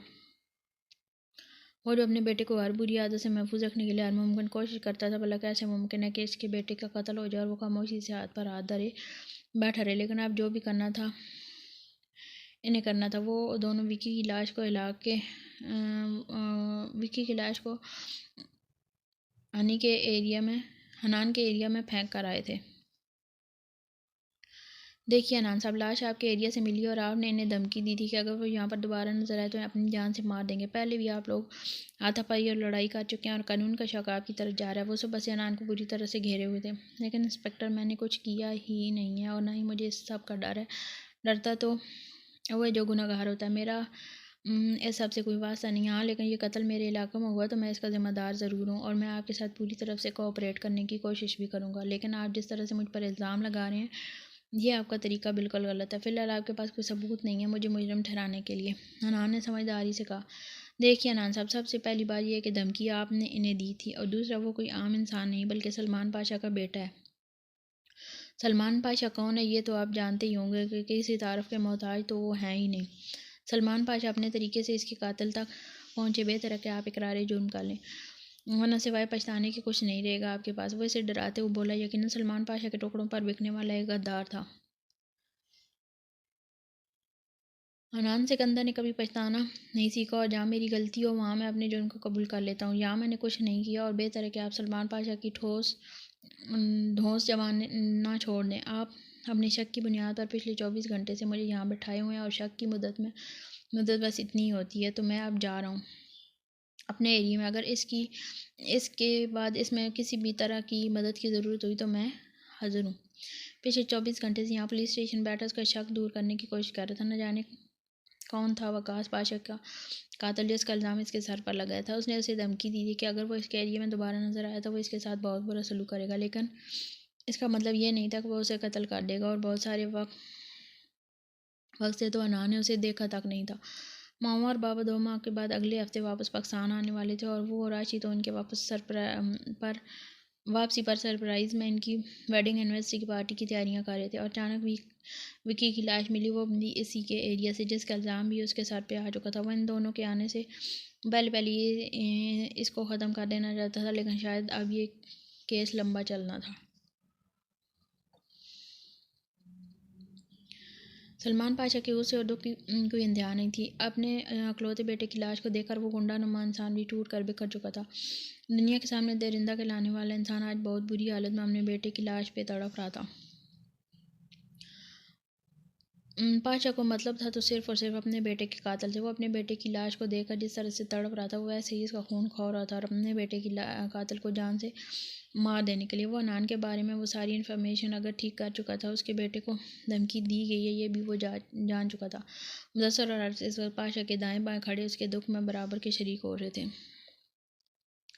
ये जानते हुए भी कि अगर उसे पता चल गया कि इस बेटे को मारने वाला कोई और नहीं बल्कि इसके सामने खड़ी यही 2 लड़कियां, तो वह इन्हें मौत के घाट उतारने में 1 सेकंड नहीं लगाएगा। और इस वक्त अनान को फंसाने और इस केस से बचाने के लिए हर मुमकिन कोशिश कर रहे थे। जबकि सलमान पाशा अपने बेटे के कातिल को मौत के घाट उतारने के लिए तैयार हो चुका था। उसने सोच लिया था कि वो अनान को ऐसी मौत देगा कि वो तड़प कर मरेगा, जिस तरह से उसने उसके सबसे अजीज़ हस्ती को इसकी ज़िंदगी से दूर कर दिया था। इसी तरह से वो भी इसे तड़पने पर मजबूर कर देगा। जबकि दूसरी तरफ अनान ने उसके केस से मुकम्मल तौर पर अपना हाथ निकाल चुका था। सिर्फ शक की बुनियाद पर पुलिस इसे गिरफ्तार नहीं कर सकती थी, और पुलिस के पास इसके खिलाफ कोई सबूत नहीं था। कि अनान का बस इतना ही कहना था कि वो इस केस में मैनेजर होने के नाते शामिल है और वो हर मुमकिन तरीके से मदद भी करेगा। लेकिन कोई भी उसे झूठे केस में नहीं फंसा सकता। आशी बहुत परेशान थी। वो तो मामा पापा को सब कुछ बता देना चाहती थी, लेकिन अनान ने उसे समझाया था कि ये इतनी भी कोई बड़ी बात नहीं है जिस पर मामा पापा को परेशान किया जाए। अगले हफ्ते तक वो लोग वैसे भी यहाँ आ जाएंगे, तो इन्हें परेशान करने की क्या ज़रूरत है। उसकी परेशानी को वो समझ रहा था, और आजकल तो वो ज़्यादा ही घबराई हुई थी, और उसकी उल्टी सीधी बात तो अनान को गुस्सा दिलाती थी। और फिर जब इसकी बातें सुनकर वो उसे डांटता था तो इसका रोना धोना और मामा पापा से इसकी शिकायत शुरू हो जाती, जिस पर अनान बेबस हो जाता। लेकिन गुस्सा भी बहुत आता था। अर्शी, तुम तैयार हो ना? कोई गड़बड़ नहीं होनी चाहिए, वो लोग आएंगे शायद। दरवाज़ा बज रहा है, मैं दरवाज़ा खोलता हूँ, तुम बिल्कुल तैयार है ना? वो इसे कहते हुए दरवाजे की तरफ भागा था, जबकि आशी मेज़ पर केक रखकर तैयारी मुकम्मल कर चुकी थी। अनान दरवाज़ा खोलते हुए अपने माँ बाप को सरप्राइज़ देना चाहा, लेकिन सामने खड़ी शख्स ने बिना इसे बोलने का मौका दिए रॉड उसके मुंह पर दे मारा, और वह संभले से संभल नहीं पाया था, इसलिए दूर जाकर ज़मीन पर गिरा। लेकिन हैरत से आने वाले इस शख्स को देख रहा था, जो न जाने क्यों आते हैं इस पर यूं जा रहे आते ही जा रहे आना वार कर रहा था। एक के बाद दो और तीसरे के बाद लगातार वो इसे मारता ही चला गया। थोड़ी देर में अनान बुरी तरह खून से लथपथ ज़मीन पर पड़ा था। अचानक होने वाले हमले ने उसे बुखला कर रख दिया था। आखिर क्यों वो शख्स उसे मार रहा था? आखिर क्या दुश्मनी थी उस शख्स की अनान के साथ? जबकि इस हमले पर आशी तेज़ी से इसकी तरफ बढ़ रही थी, लेकिन इस शख्स ने उस मासूम पर भी रहम न किया। अगले ही लम्हे वो इस रॉड से इसे एक धक्का आशी को भी मार चुका था, और वो भी दूर जाकर ज़मीन पर गिरी, और सर पर चोट लगने की वजह से चंद ही लम्हों में वो बेहोश हो चुकी थी। अनान चिल्लाया था। वो बहुत हिम्मत करने के बाद उठकर आशी की तरफ आने की कोशिश करने लगा। इस शख्स को इस पर इतना गुस्सा आ रहा था कि वो जब भी उठने की कोशिश करता तो वो रॉड से बुरी तरह से मारकर फिर से ज़मीन बोझ होने पर मजबूर करता। अनान को समझ नहीं आ रहा था कि इस शख्स के साथ दुश्मनी क्या, और इतनी मार खाने के बाद इसमें हिम्मत भी न बची थी कि इससे वजह पूछे कि इसके गुंडों ने अनान के हाथ पैर बांध दिए। वैसे ज़मीन पर बिठाई इसके सामने खड़ा था। फिर उसने अनान के बालों को अपनी मुट्ठी में पकड़ते हुए इसका चेहरा ऊंचा किया था। तुमने मेरे बेटे को मारा, क्या सोचा था इतनी आसानी से बच जाओगे? तुमने मेरे बेटे को मारा और मुझे तड़पने पर मजबूर किया। अब तुम तड़पोगे। तुमने मुझसे मेरे जीने की वजह छीन ली थी और मुझे जीने पर मजबूर कर दिया था। अब मैं तो भी तुमसे तुम्हारे साथ ऐसे ही करूँगा। मैं तुमसे तुम्हारे जीने की वजह छीन लूँगा और मैं जीने पर मजबूर कर दूँगा। तुमने कभी पाशा के बारे में नहीं सुना था ना? पाशा हूँ मैं, जो लोगों की कमज़ोरियों को अपनी ताकत बनाता हूँ। यहाँ आने पहले मैंने तुम्हारी सारी कमज़ोरियों को देखा, और तुम्हारी सबसे बड़ी कमज़ोरी है तुम्हारी बीवी। तुमने मुझसे मेरी जान छीन कर मुझे कमज़ोर कर दिया ना। अब मैं तुमसे तुम्हारी कमज़ोरी तुम्हारी जान छीन लूँगा। देखो, मैंने कुछ नहीं किया और तुम ये सब कुछ नहीं कर सकते। आशी बेकसूर है, मैं बेकसूर हूँ। मैंने कुछ नहीं किया। तुम्हारे बेटे को क्या हुआ मैं कुछ नहीं जानता। कानून को अपने हाथ में मत लो। मैं तुम्हारी मदद करूँगा तुम्हारे बेटे के कातलों को ढूंढने के लिए, लेकिन प्लीज़ आशी को कुछ मत करना। वो इसे आशी की तरफ रॉड ले जाते देखकर मजबूरी में इसकी मिन्नतें करने लगा। वो आशी पर रिस्क कभी नहीं ले सकता था। अगर यहाँ उसकी जान जाती तो उसे कोई एतराज़ नहीं था, लेकिन अपनी जान जाती वो कैसे देख सकता था? नहीं अनान सिकंदर खान पाशा, एक ही असूल है, जान के बदले जान। तुमने मेरे बेटे की जान ले मुझे बेजान कर दिया, और मैं तुम्हारी जान लूँगा। वो आशी के सर पर रॉड से वार करते हुए सच में उसे बेजान ही तो कर गया था। अनान रोया था, तड़पा था, गिड़गिड़ाया था, मिन्नतें की थी, पैर पकड़े थे, लेकिन उस शफाक शख्स को रहम ना आया। उसे तो आशी की उम्मीद से होने से भी कोई फ़र्क नहीं पड़ा था। वो तो अनान को ख़त्म कर देना चाहता था। आशी को उसकी आंखों के सामने बेदर्दी से कत्ल करके उसने अनान को भी जीने के लायक नहीं छोड़ा। वो जो अपनी तरफ से अनान को भी ख़त्म करके गया था, लेकिन 2 माह कोमा में रहने के बाद अनान को होश आया तो वो एक बार फिर से तड़प उठा। वो अपनी आशी को आखिरी रसूमात अदा नहीं कर पाया था। So sad. हाल आकांक्षा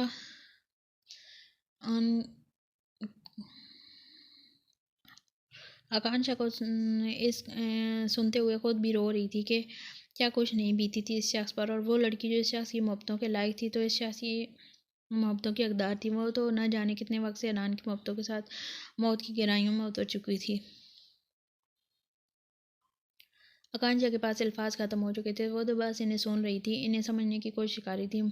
मरियम पास बैठी रोए जा रही थी और अपनी बेटी की मौत के दास्तान सुनाते हुए उसकी अपनी आंखों में भी नम थी, लेकिन फिर भी वो हिम्मत करके उसे सारा सच बता रही थी। हम सबको डर था कि अनान को वो शख्स दोबारा मारने ज़रूर आएगा, क्योंकि उसे ये पता चल चुका था कि हमारा अनान अब भी जिंदा है। इसलिए हम सब ने उसे अपने की कसम देकर यहाँ से हमेशा के लिए पेरिस भेज दिया। वो आशी को इंसाफ दिलाना चाहता था और इस शख्स को सज़ा दिलवाना चाहता था, लेकिन हम सब ने उसे ऐसा कुछ भी नहीं करने दिया। हम अपनी बेटी को खो चुके थे, बेटा नहीं खोना चाहते थे। आशी की मौत तो उसे मौत मार रही थी, लेकिन उससे मज़ीद मरते हुए हम सब नहीं देख सकते थे, इसलिए इसे यहाँ से 1.5 साल पहले ही हमने पेरिस भेज दिया था, दूर ही से, लेकिन जिंदा है बस इसी सारे पर इसके माँ बाप भी जी रहे हैं। तुम्हें यहाँ देख कर दुख नहीं हुआ? मुझे पल की खुशी हुई है सोच कर के अनान की ज़िंदगी में फिर कोई आ गया उसे फिर से जोड़ने के लिए, लेकिन तुम तो इतनी कम हिम्मत हो कि इसकी शादी के बारे में सोच कर ही तुम यहाँ से जा रही थी, इसलिए सोचा कि तुम्हें सब कुछ बता दूँ। अब चाहो तो यहाँ रुक जाओ वरना चली जाओ। अगर तुम्हारे अंदर एक बिखरे हुए शख्स को समेटने की हिम्मत है तो यहाँ रह सकती हो, वरना तुम यहाँ से जा सकती हो। वो कहते हुए उठकर अंदर कमरे में बंद हो गई, जबकि मरियम वहीं बैठी बुरी तरह से रो रही थी। अम्मी जान प्लीज़ अपने डर को कंट्रोल करें, अब मेरी जान को कोई ख़तरा नहीं है। सलमान पाशा इस वक्त जेल में है और वो मेरा कुछ भी नहीं बिगाड़ सकता। प्लीज़ अब इस तरह से डर डर कर जीना ख़त्म कर दें। मैं बिल्कुल महफूज हूँ सलमान पाशा से, अब मुझे कोई ख़तरा नहीं है। वो सुबह बाहर जाने लगा तो अम्मी ने उसे बाहर जाने से मना कर दिया, क्योंकि उन्हें लगता था कि सलमान पाशा इस पर फिर से हमला करने की कोशिश करेगा। इनका यही डर तो उसे पाकिस्तान आने नहीं दे रहा था। नहीं बेटा, जब तक मरियम की शादी नहीं हो जाती तुम यहाँ से वापस पेरिस नहीं चले जाते, तो तुम कहीं मत जाओ। अपनी बेटी को खोकर बेटा खोने की हिम्मत नहीं है मुझ में। आशी को याद करते हुए उनकी आंखें नम होने लगी है। वो बेबस होकर उसे अपने सीने से लगाए समझाने की कोशिश करने लगा, लेकिन कब तक समझाता? उनका ये डर उन पर हावी था। खाला ने रात को ये इसके बाबा को फ़ोन करके बता दिया था कि वो पाकिस्तान आई हुई है। ये कोई इतनी आम सी बात नहीं थी, लड़की ज़ात का मामला था। नीलम और आकांक्षा की ये प्लानिंग खाला को अच्छा खासा गुस्सा दिला चुकी थी। नीलम और आकांक्षा को ऐसे नाजुक मामला की समझ ही नहीं थी, जिसकी वजह से खाला को गुस्सा आया और खाला ने उनके बाबा को फ़ोन करके पाकिस्तान बता दिया कि आकांक्षा इस वक्त पाकिस्तान जा चुकी है। रात को नीलम ने इसे फ़ोन करके ये सब कुछ बताया था। उसका घर वापस जाने का कोई इरादा नहीं था, क्योंकि ये बात तो वो भी समझती थी कि अगर वो घर जाएगी तो यकीनन ताई ने किसी के साथ ही पकड़ कर शादी कर देनी थी। इनको तो बहाना चाहिए था बाबा के कान बनने का। और यहाँ जब से उसे अन्नी की ज़िंदगी के बारे में पता चला था, उसका तो एक पल को भी कहीं आगे पीछे जाने को दिल नहीं करता था। उस वक्त भी वो अन्नी के साथ ही बाहर जाने का इरादा रखती थी, लेकिन वो तो उसे मुँह तक नहीं लगा रहा था। वो जो बहुत सारी उम्मीदें लेकर पेरिस से अनान के पीछे आई थी, वो सारी उम्मीदें टूट चुकी थी। अब वो अनान से कोई भी उम्मीद नहीं रखती थी। बस उसे अपने आप पर यकीन था कि वो उसे खुद से मोहब्बत करने पर मजबूर कर देगी। कल अन्नी ने उससे कहा भी था कि तुम्हें मेरी ज़िंदगी के बारे में सब कुछ पता चल चुका है आकांक्षा, अब तुम्हारा यहाँ रुकने का कोई मकसद नहीं है। बेहतर है कि यहाँ से चली जाओ और अपनी एक नई ज़िंदगी की शुरुआत करो। मेरे पीछे आने से तुम्हें कुछ भी हासिल नहीं होगा। मेरी ज़िंदगी मेरी आशी से शुरू होकर इसी तरह ख़त्म होती है। मेरी ज़िंदगी में आशी की जगह कोई नहीं ले सकता और यही हकीकत है। तुम अपनी ज़िंदगी बर्बाद मत करो। इस सब के बाद भी उसे एक ही जवाब सुनने को मिला था, अन्नी मैं तुमसे अपनी मोहब्बत के बदले मोहब्बत नहीं मांगती, और मुझे यकीन है कि मेरी मोहब्बत तुम्हें मुझसे मोहब्बत करने पर मजबूर कर देगी। और इसका ये जवाब सुनने के बाद अन्नी ने उससे बात करना ही छोड़ दिया था और इस वक्त भी वो कहीं जाने वाला था। उसके जाने के बाद सोसाइटी को नया मैनेजर तो मिल गया, लेकिन इसके माँ बाप को एक बेटे की ज़रूरत थी। आरिफ और मुदस्सर के झगड़े में आरिफ ने सलमान पाशा के सामने मुदस्सर की हकीकत आरिफ और मुदस्सर के झगड़े में आरिफ ने सलमान पाशा के सामने मुदस्सर की हकीकत लाकर रख दी और उसे ये भी बता दिया कि मुदस्सर ही उसके बेटे का कातिल है। सलमान पाशा, जो अपनी बेटी सानिया सलमान पाशा के अचानक खुदकुशी करने पर टूटा बिखरा हुआ था, मज़ीद टूट गया। उसकी बेटी, जो किसी की मोहब्बत में बुरी तरह से पागल हो चुकी थी और इसे शादी करने के लिए किसी भी हद तक जाने को तैयार थी, सलमान पाशा ने अपनी बेटी की इस जिद को देखते हुए उस आदमी का भी कत्ल करवाने में कामयाब हो गया, जिसके बाद इसकी बेटी ने खुद ही अपनी जान ले ली और इसके बेटे कातिल हनान नहीं बल्कि मुदस्सर निकला। इस खबर ने उसे हिला कर रख दिया था और फिर इसके हाथ से अगला कत्ल मुदस्सर का ही हुआ था। उसने मुदस्सर का कत्ल छुपा कर नहीं बल्कि पूरी सोसाइटी के सामने किया था, जिस पर सोसाइटी इसके खिलाफ गवाह बनकर उसे थाने में पहुंचाने में कामयाब होगी। वो उम्र कैद की जेल काट रहा था, लेकिन अब इसके बावजूद भी उसकी दहशत न सिर्फ सोसाइटी बल्कि उसके वालिदैन के दिल में भी बनी हुई थी, और यही वजह थी कि वो लोग उसे वापस पाकिस्तान नहीं आने दे रहे थे। यह सब कुछ जानने के बावजूद भी वो सिर्फ अपनी माँ बाप के बेजार डर की वजह से इनसे दूर रहा था, और कहीं न कहीं यहाँ पर मौजूद उसकी 4 माह की शादीशुदा ज़िंदगी की यादें थी जिनमें वो तड़प कर रह जाता। आशी की यादों से दूर जाने के लिए उस इलाके से दूर जाना था और वो पेरिस तो चला गया था, लेकिन उसकी यादें उससे दूर ना हुई थी। उसका दिल आज भी उसके नाम पर धड़कता था जो उससे दूर मिट्टी में जा सोई थी। अर्शी के अचानक मौत ने मरियम के दिल में भी हिम्मत जगाई और वो भी अपने हक के लिए लड़ गई। उसने अपने ताया के सामने साफ अल्फाज में कह दिया कि वो उम्र से शादी नहीं करेगी और ना ही इन लोगों का इससे कोई ताल्लुक है। इसके बाद ज़्यादा तो कुछ भी नहीं ना होता, बस ताया हमसे हमेशा के लिए मुंह फेर गए। ऐसे रिश्तों से रिश्तों का ना होना ज़्यादा बेहतर था। शायद यही वजह थी कि मरियम आज अपनी मर्जी से अपने पसंद के लाइफ पार्टनर को चुन चुकी थी और कुछ ही दिनों में इसकी शादी भी हो रही थी, जिससे वो बहुत खुश थी। बेटा तुम एक बार अपने बाप से बात तो कर लो ना। मैं बस इतना कह रही हूँ कि अपने बाबा को बता दो कि तुम पाकिस्तान में एक महफूज जगह हो। खाला ने उसे समझाते हुए कहा। खाला क्या हो गया आपको? क्या आप मेरे बाबा को नहीं जानती? अगर इन्हें पता चलेगा कि मैं यहाँ हूँ तो 2 मिनट नहीं लगाएंगे मुझे लेने आने में। मैं इन्हें कुछ भी नहीं बता रही और खुदा के लिए आप भी इन्हें कुछ मत बताइएगा। और अनान के बारे में तो कुछ भी नहीं, वो मिन्नतें कर रही थी। आकांक्षा वो तुम्हारे बाबा हैं, मैं तुम्हारी फ़िक्र है। बेटा इस तरह से जवान जान लड़की पाकिस्तान में कहाँ चली गई, ये सोच ही इन्हें पागल कर रही है और तुम क्या बचकाना हरकतें कर रही हो। ऊपर से घर का कोई बड़ा भी तुम्हारे साथ नहीं है। तुम खुद ही सोचो, तुम्हारी ताई न जाने उन्हें क्या क्या बता चुकी होगी। खाला ने परेशानी से कहा। परेशान ना हो, ताई का तो काम है बाबा को मेरे खिलाफ़ करना और आप मेरी फ़िक्र ना करें, मैं बिल्कुल ठीक हूँ। और वैसे भी आप कैसे कह सकती हैं कि यहाँ कोई बड़ा नहीं। अन्नी की सास एक बहुत अच्छी औरत है और उन्होंने मुझसे अच्छी की उम्मीद है। इन्हें लगता है कि मैं अन्नी की ज़िंदगी को संवार सकती हूँ, उसकी ज़िंदगी में वो खुशियाँ वापस ला सकती हूँ जो तकदीर ने उसे छीन ली। मैं उसे बहुत प्यार करती हूँ, मुझे बस एक मौका चाहिए उसे अपना बनाने का, उसे अपनी ज़िंदगी में लाने का। प्लीज़ खाला से खाला ये मौका ना छीने, शायद इसके बगैर नहीं रह पाऊँगी ज़िंदगी। पहली बार मुझे ऐसा लग रहा है इस दुनिया में कोई तो है जिसे मेरे लिए भेजा गया, जिसे मेरे लिए बनाया गया। मुझे ये मौका दोबारा नहीं मिलेगा। अगर आज मैंने इसका साथ नहीं निभाया, अपनी ज़िंदगी में नहीं ला पाई, तो फिर वो कभी मेरा नहीं होगा। मैं उसे हमेशा के लिए खो दूँगी। मुझे पता है उसकी ज़िंदगी बहुत मुश्किल रही है, बहुत कुछ सहा उसने। खाला उसे भी हक़ है खुश रहने का और मैं इसकी खुशियाँ वापस लाऊँगी। मैं उसे ज़िंदगी की हर वो खुशी दूँगी जिसके लिए वो तड़पा है। मैं उसकी ज़िंदगी से उसकी आशी तक की कमी को पूरा करूँगी। खाला मैं उसकी आशी बनूँगी। वह ऐसा उन्हें अपने दिल की बात बता रही थी, जबकि हमेशा की तरह खाला उसकी ज़िद के सामने बेबस हो गई थी। अपने एरिया में कदम रखते ही उसे अपने बचपन से लेकर जवानी तक का एक कदम याद आया जो उसने यहाँ पर गुजारा था। वो अपने घर की तरफ बढ़ा था जब रास्ते में अचानक उसे मुदस्सर के बाबा नजर आए, हाथ में तस्वीर पकड़े हुए। शायद वह अभी भी मस्जिद से निकले थे। बेटे की जुदाई ने अल्लाह की राह पर लगाया था। वो जो दौलत के लिए कुछ भी करने को तैयार थे, यहाँ तक कि बेटे को सोसाइटी का मैनेजर बनाकर उसे सोसाइटी के पैसे पर अय्याशी कराने का इरादा रखते थे। लेकिन इसी बेटे की जुदाई ने उन्हें सही और गलत की पहचान सिखा दी थी। उसे अपनी तरफ आता देखकर उनकी आंखों में एक चमक थी, जबकि दोनों हाथ बांधे वो माफ़ी के अंदाज में उसके सामने खड़े थे। उसने आगे बढ़ते हुए उनके दोनों हाथ थाम लिए, जबकि उनकी नम आंखों को देखते हुए उसने उन्हें अपने सीने से लगाया और उसके सीने से लगते ही वो टूटा हुआ बाप दाढ़ी मार मार कर रोने लगा। मेरे बेटे ने तुम्हें तबाह कर दिया नान, मुझे माफ़ कर दो। मेरे बेटे को माफ़ कर दो। इस दुनिया से जा चुका है, उसकी गलती को माफ़ कर दो। बेटा मैं जानता हूँ मैं तुम्हें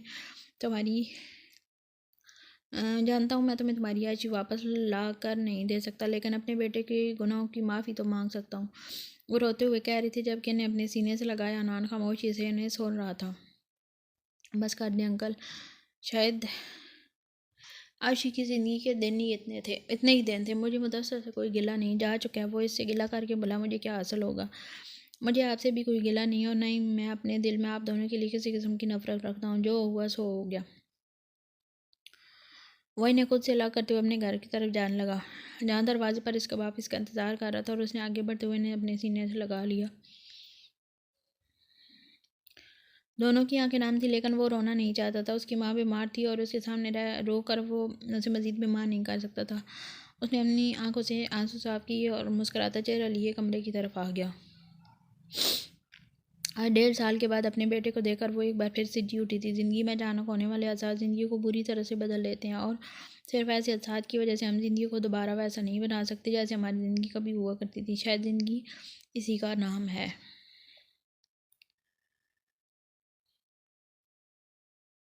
उसने कमरे में कदम रखा तो आशी बेड पर गहरी नींद सो रही थी। उसने एक नज़र मुस्कुराते हुए उसके चेहरे को देखा। उसके माथे पर बोसा देते हुए सोफे पर आ बैठा। उसे सोसाइटी के कुछ काम करने थे। वो फाइलों में साथ दिए कब से इसके चेहरे पर आए गुस्से को नोट कर रहा था, लेकिन नज़रअंदाज करते हुए अपने काम में मसरूफ रहा। जबकि आशी आंखें बंद किए हुए गुस्से से खो रही थी, लेकिन सोने की एक्टिंग भी करनी थी। पिछले 4 दिन से सोसाइटी के कामों की वजह से वो इस हद तक मसरूफ था कि आशी को देखने का वक्त नहीं मिला था। जब भी रात को घर आता तो आशी उससे सोए हुए मिलती थी। वो भी इसे डिस्टर्ब नहीं करता था, क्योंकि उस सोसाइटी के काम ख़त्म करने के बाद उसका इरादा उसे बाहर घुमाने लेकर जाने का था। वो अपने काम में मसरूफ़ था। उसने एक नज़र आशी की तरफ देखा जो बेड से गिरने ही वाली थी। वो तेज़ी से आगे बढ़ा और उसे सीधा करके लेटाया। फिर उसके चेहरे को देखा। शायद वह सच में सो चुकी थी। वो वापस अपनी जगह पर आकर काम करने लगा। अभी थोड़ी ही देर गुजरी थी कि आशी का हाथ एक बार फिर से ज़मीन पर नजर आया। आशी, कितनी लापरवाही से सो रही हो तुम, वो कहते हुए फिर से उठकर इसके पास आया और इसका हाथ बेड पर रखा और करवट के बल उसे दूसरी तरफ करते हुए इस पर सीधा कर दिया। जबकि वो अभी गैर नींद में थी, या तो आज वो इसे तंग कर रही थी, या शायद नींद में वो खुद भी बेखबर थी। वो सोफे पर आकर बैठा और एक बार फिर से अपना काम करने लगा, जबकि आशी दूसरी तरफ चेहरे पर शरारत लिए मुस्करा रही थी। थोड़ी देर बाद उसने फिर से करवट ली, एक बार फिर से ज़मीन पर गिरने लगी। जानती थी कि वैसे गिरने नहीं देगा। अभी वो फिर से ज़मीन पर गिरने ही वाली थी कि उसे एक बार फिर से थाम लिया गया। लेकिन इस बार उसने इसकी शरारतों पर ब्रेक लगा दी, क्योंकि वो खुद ज़मीन पर बैठते हुए इसकी सारे गिरने की जगह को कवर कर चुका था। शायद इसकी शरारत को समझ गया था। आशी का अच्छा खासा मूड ख़राब हो गया था। मतलब अब वो इसे तंग भी नहीं कर सकती थी। वो मुंह बसोर कर सोने की कोशिश करने लगी, जबकि इसकी शरारतों को समझते हुए मुस्कुराते हुए अपना काम सर अंजाम देने लगा। लेकिन थोड़ी देर के बाद उसने अपने गले में उसकी बाहों का हार महसूस किया। आप बिल्कुल भी अच्छे शोर नहीं हैं, वो इसकी गर्दन में चुटकी काटते हुए बोली। अच्छा, जो शोर अपनी बीवी को शरारत नहीं करने देता, क्या वो अच्छा शोर नहीं होता? वो इसे देख कर बोला, जिस पर वो ज़ोर ज़ोर से नफ़ी मसाले लाने लगी। और वो शोर जो शरारतें करने देने के साथ साथ करता भी है, वो कैसा होता है? वो अपना काम बंद करते हुए बेड पर आकर उससे गुदगुदाने लगा, जबकि वो इससे बचती खिलखिलाते हुए से दूर होने लगी। ननान दरवाजे पर खड़ा कब से अपनी माजी की खूबसूरत लम्हात को याद कर रहा था। उसकी आंखें नम होने लगी। कितनी खूबसूरत यादें थी उसकी, जो अब इससे दूर हो चुकी थी। वो ऐसा ऐसा कदम उठाता आकर बेड पर बैठ गया। उसने आशी के साथ ज़िंदगी को सिर्फ और सिर्फ 4 माह ही गुजारे थे, लेकिन शायद अब वो 4 माह वो सारी ज़िंदगी नहीं भुला सकता था। मेहंदी की रस्म शुरू हो चुकी थी। कांशा अपने कपड़े लेकर यहाँ नहीं आई थी, इसलिए वो क्या पहने इसलिए बहुत कंफ्यूज हो रही थी। जब मरियम ने उसे एक ड्रेस ला कर दिया, कांशा ये ड्रेस पहन लो, तुम पर बहुत सूट करेगा। मरियम एक बहुत ही खूबसूरत से ड्रेस के सामने करते हुए बोली। पहले तो वो इसे ड्रेस लेते हुए हिचकिचा रही थी, लेकिन फिर सोचा कि ये कोई गैर नहीं है। मरियम ने कहा था कि वो इसकी बहन है, तो फिर बहन से शर्माना कैसा। वो इसे ड्रेस लेकर तैयार होने चली गई। जब अनान कमरे में आया,